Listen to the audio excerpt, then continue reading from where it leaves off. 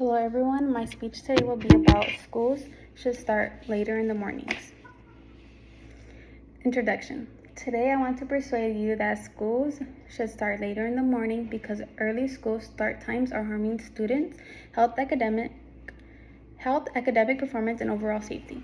This topic matters because almost every student has experienced being exhausted before the school day even begins. If we truly care about helping students succeed, then we should also care about whether they're getting enough sleep.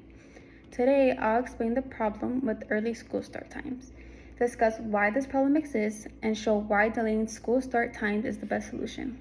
I want you to imagine this.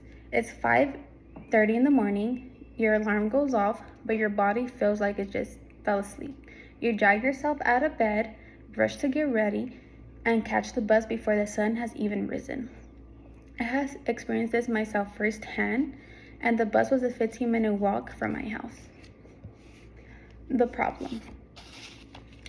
The biggest problem with early school start times is that they leave students chronically sleep deprived.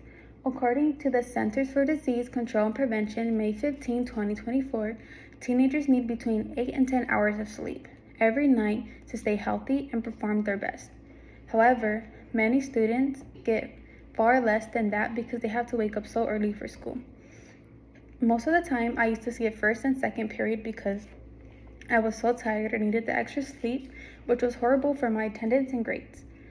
According to the American Academy of Sleep Medicine, April 2nd, 2026, school with later start times report students getting more sleep, better attendance, improved grades, better mental health, and fewer car crashes involving teen driving. Imagine being a parent who receives a phone call that your child was involved in a serious accident simply because they were too tired to react in time. No assignment or early school bell is worth risking a student's life. So now that we understand the problem, we have to ask ourselves one question. Why are teenagers so exhausted in the first place? The cause. Many people assume teenagers stay up too late because they're irresponsible or spend too much time on their electronics. While electronics can certainly affect sleep, science tells us there's another major reason. According to the American Academy of Pediatrics, September 2014, teenagers experience a natural shift in their biological clock during puberty.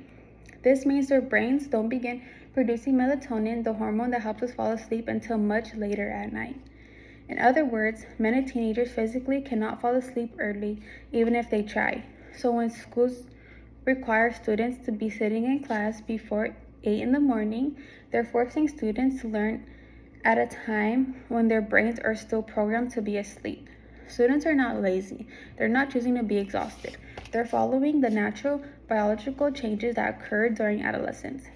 That's a challenge no amount of coffee can solve. Fortunately, this is one problem that actually has a practical solution. The solution. The solution is simple. Schools should begin classes at 8:30 a.m. or later. This recommendation is just not my only opinion or my opinion. It is supported by the American Academy of Pediatrics, the American Academy of Sleep Medicine, and many sleep researchers. Schools that have adopted later start times have reported impressive results. Students sleep longer, attendance improves, grades improve, and students report better mental health. Teachers notice increased participation and better attention in class.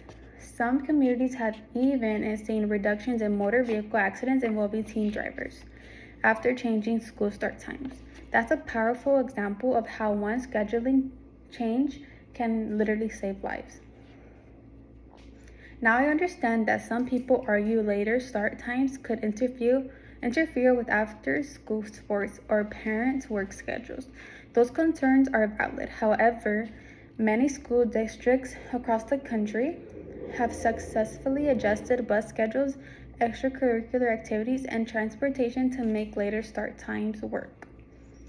As students, they may not be able to change school policies overnight, but they can raise awareness, talk with teachers and parents, attend school board meetings, encourage school leaders to consider the scientific evidence when making decisions. Conclusion. As I begin to wrap up, let's remember what we discussed today.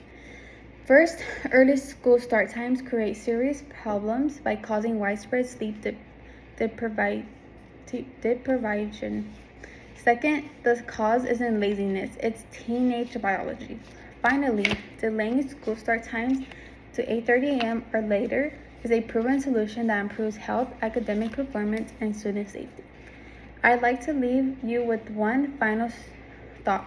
Imagine a school where students walk into first period alert instead of exhausted. Imagine classrooms where students are more focused, more engaged, and more prepared to learn. Imagine fewer teens falling asleep behind the wheel and fewer families receiving devastating phone calls because of the preventable accidents.